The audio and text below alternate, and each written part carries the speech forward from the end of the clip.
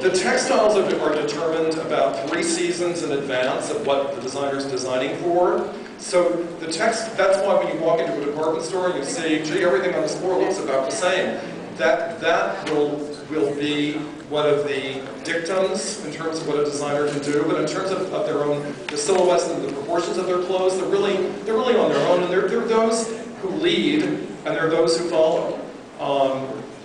And it's really the fashion editors who are able to make sense of it all. I mean, I don't go to a lot of Fashion Week shows anymore, but I used to. And I would always be struck by how incredibly diverse it all is. And I love that. I love the diversity. I love the notion that there's something out there for everyone. But when you see the fashion magazines compile it, of course it's through their own editorial lens.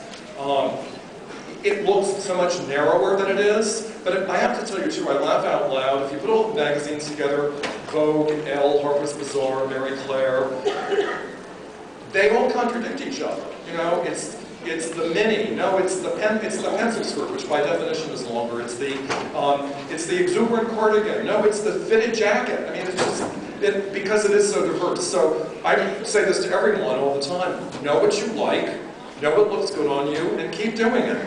No reason to chase trends.